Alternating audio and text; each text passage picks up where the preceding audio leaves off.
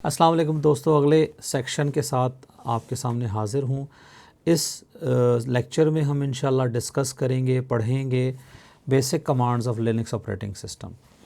अच्छा, आज जो हम कमांड अभी पढ़ने जा रहे हैं उनमें सबसे पहली कमांड है मैन। नंबर 2 हम पढ़ेंगे mkdir, touch, mv, cp, rm।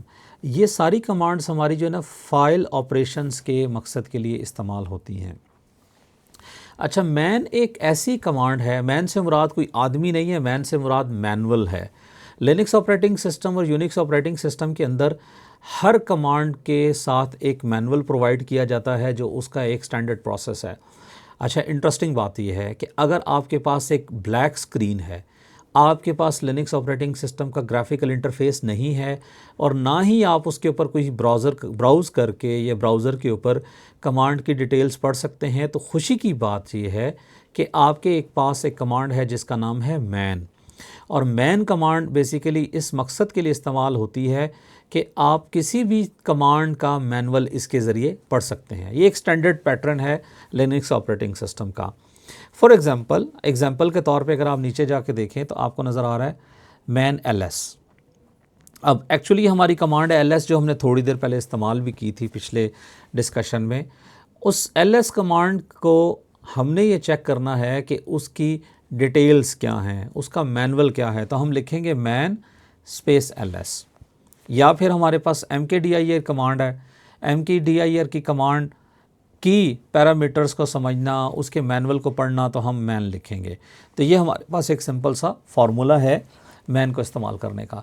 ये कमांड बताने का मकसद ये है कि ताकि आप परेशान ना हों और आप आसानी से इस कमांड को इस्तेमाल करते हुए किसी भी कमांड के मैनुअल्स को अपनी लिनक्स की मशीन के ऊपर एक्सेस कर सकें। जैसा कि मैंने कहा कि जितनी भी कमांड्स आपके सिस्टम के ऊपर इंस्टॉल होंगी, हर कमांड के साथ as a standard manual available होगा। अच्छा जी, file operations in Linux, file operations are manage using various commands. Here are some commonly used ones. File operation से मुराद ये है कि हम अपने सिस्टम के ऊपर मुख्तलिफ जो फ़ाइल से रिलेटेड ऑपरेशन करते हैं। फ़ाइल से रिलेटेड मुराद ये है कि हमने उसका कोई कंटेंट देखना है, उसको डिलीट करना है, कोई डायरेक्टरी बनानी है, तो ये सारे काम यहाँ से हम कर सकते हैं। तो हमारी जो पहली कमांड है इस मकसद के लिए वो है mkdir, और ये कमांड है मेक डायरेक्टरी के फंक्शन के लिए। यानी आप अपने सिस्टम के ऊपर कोई नई डायरेक्टरी या फ़ोल्डर बनाना चाहते हैं तो आप mkdir की कमांड इस्तेमाल करेंगे। और ये एक सिंटैक्स सिंगल है mkdir, इसका सिंटैक्स है mkdir और उसके बाद जो भी फ़ोल्डर आप बनाना चाहते हैं उसका नाम आप देंगे। एग्ज़ाम्पल में ये कह रहा है mkdir और डायरेक्टरी का नाम, जिस तरह न्यू डायरेक्टरी। तो जब आप इस कमांड को रन करेंगे तो उसके रिस्पांस में, mkdir के रिस्पांस में न्यू अंडरस्कोर डायरेक्टरी के नाम से एक फ़ोल्डर बन जाएगा।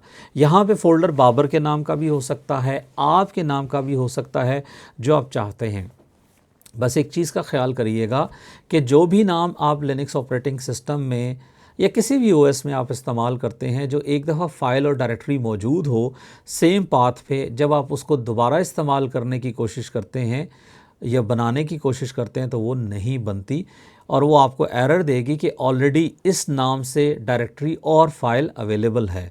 तो आपने कोशिश ये करनी है हत्तुल इम्कान कि कभी भी सेम नाम इस्तेमाल ना करें। डिस्क्रिप्शन में ये बता रहा है कि आप डायरेक्टरीज़ को क्रिएट कर सकते हैं if they do not already exist. ये वही बात जो मैंने थोड़ी देर पहले कही। और mandatory arguments to long operations are mandatory for short.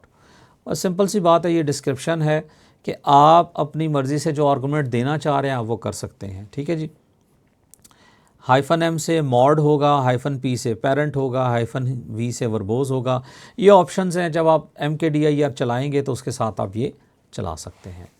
अच्छा, अब आप ये चाहते हैं आपके सिस्टम के अंदर कि आप कोई भी फ़ाइल क्रिएट करें और वो फ़ाइल विदाउट एनी कंटेंट हो, यानी वो एम्प्टी फ़ाइल हो। एम्प्टी से मुराद ये है कि फ़ाइल तो अवेलेबल हो, फ़ाइल का नाम हो, फ़ाइल अवेलेबल हो, लेकिन उसके अंदर कंटेंट मौजूद ना हो।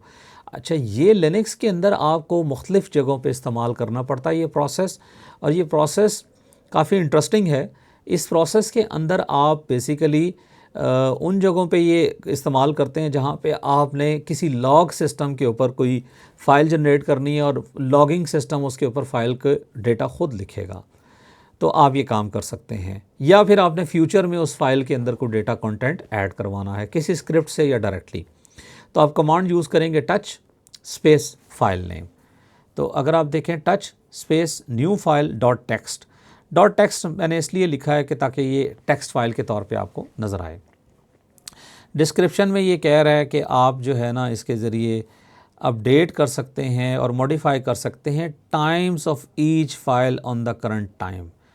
कभी कभी ऐसा होता है कि आपके पास जो अवेलेबल फ़ाइल है उसका टाइम स्टैम्प पुराना होता है उसकी प्रॉपर्टीज़ में।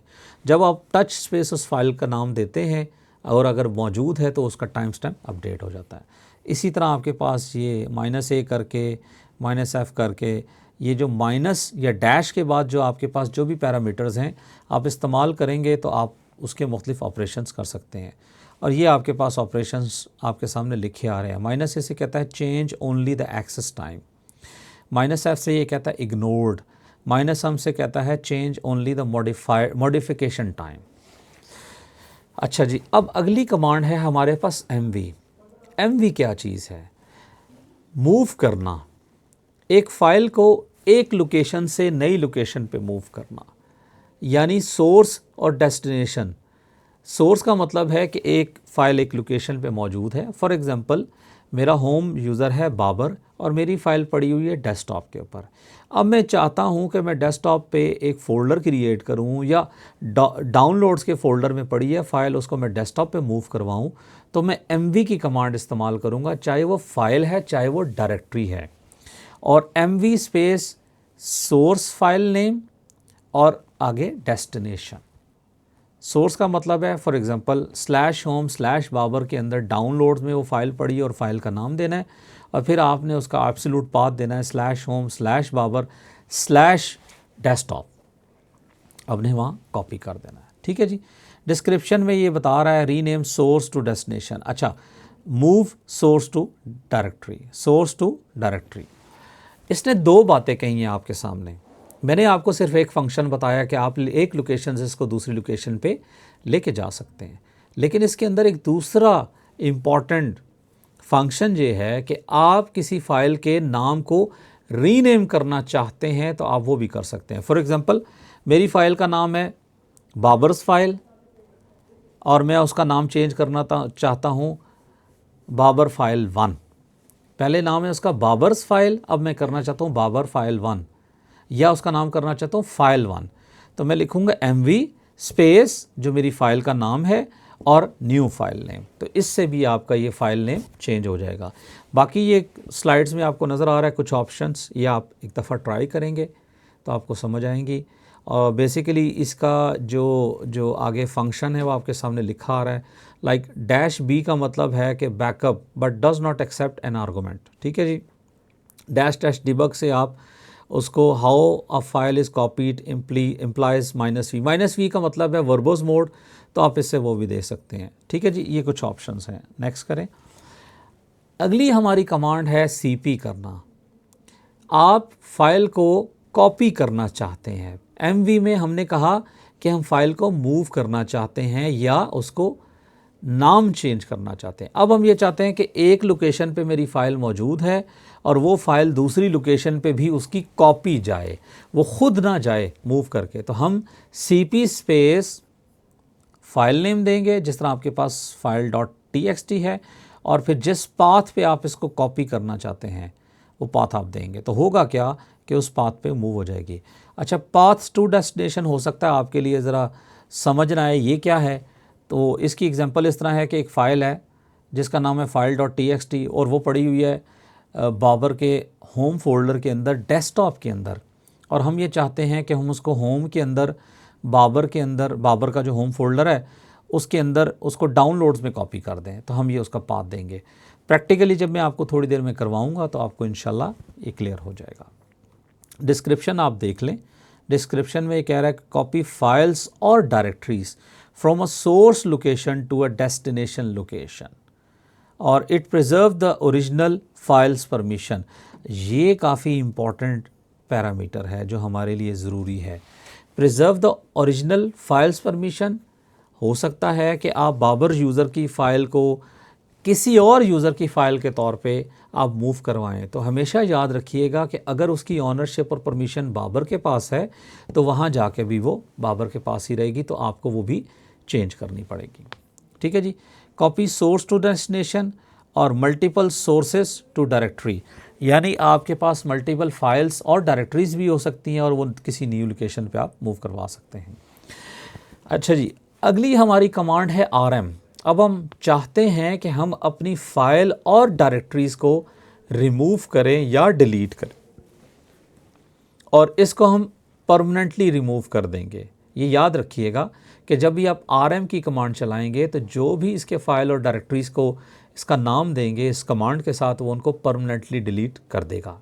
वो रिकवर करने का उसका आपके पास कोई तरीका नहीं होगा। इसका सिंटैक्स है rm। ऑप्शंस अगर देना चाहते हैं अभी हम नहीं देंगे, ये वैसे ऑप्शंस है सारी, -f -i -l, ये ऑप्शंस कहलाती हैं। फाइल और कहाँ पे उसको मूव करवाना है, ये देखें, ये फाइल्स या डायरेक्टरीज। ठीक है जी, सॉरी मूव नहीं करवाना, रिमूव करवाना है। फ़ाइल का नाम हो सकता है या डायरेक्टरीज़ का नाम हो सकता है। फॉर एग्ज़ाम्पल ये फ़ाइल का नाम, ठीक है जी, ये रिमूव कर देगा इस फाइल को, file.txt फ्रॉम द सिस्टम। ठीक है जनाब, हमने यहाँ तक देखा, थोड़ा सा थ्योरी से रिलेटेड चीज़ है, इंशाल्लाह प्रैक्टिकल में आपको नेक्स्ट लेवल पे लेके चलते हैं। थैंक यू जी, अल्लाह हाफ़िज़।